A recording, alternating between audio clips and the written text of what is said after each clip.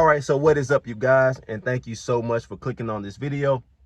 If you're new, do me a favor, hit that subscribe button, leave a like, a comment, let me know what you're thinking about this content, and let me know if it's been beneficial to you. All right, so one thing that I want to do on this channel is I really want to make this an environment or a community, or however you want to call that, where we really are focused on learning those things financially to help us achieve our goals. You know, in life, that is what it's about. Each and every one of us are at a point in life where there are things that we're going after and that we want to accomplish.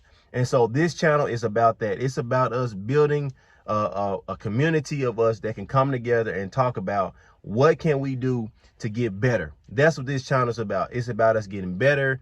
It's about us getting smarter, and it's about us learning. All right, so these are 3 tips that I have learned that I want to share with you guys, and hopefully you can apply them and use them, and it can be helpful tools to you as well. The first tip that I want to share with you guys about learning how to save is that you have to take time to watch others. And that's one thing that I'm really learning. A lot of times when it comes to saving, it's not that we don't want to, and it's not that we can't. It's that sometimes we just simply don't know how to. And so what you want to do is you want to find people that you are comfortable with, that you can look into and learn and study to see how well can I implement these tools to bring into my life. So you want to watch people that have become successful. And I don't mean that in a way of millionaires and all these things like that. That's not what I'm saying.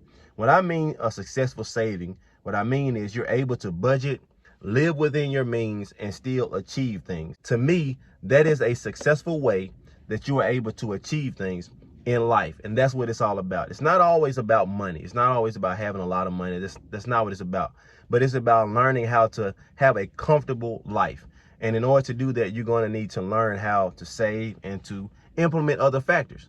Tip number 2 is you want to become more intimate with your finances. And that is one of the biggest tips that I have learned. Even though I didn't say that as number 1, I would definitely say that it's up there with number 1. But I learned that from people that I trust. You have to really learn how to become more intimate with your finances. So what I mean is you really have to take time to say, where am I exactly? You know, where is all my money going? You know, you have to learn how to account almost down to the penny. Where is my money going? Okay. And in that, it's not something you have to do every day. It's not something you have to do every hour, but it's more so of once you get it to a point, it's now about just maintenance or managing it. You know, it's more so about once you get those things in order that you're able to just allow it to function. But you have to first get more intimate with your finances, that you're able to learn where everything is going. And that allows you to project more. Okay. That allows you to determine, all right, now that I see this, now I can maybe get that car, or maybe you can get that house, or whatever it is that you're looking at getting. You know, you're now able to look at those things and say, okay, now I'm in a position where I can do that. All right. Tip number 3, which is our last tip. Now, there are many tips that we could talk about, but these are just 3 that I wanted to focus on today. Tip number 3 is you really want to implement a plan. Okay.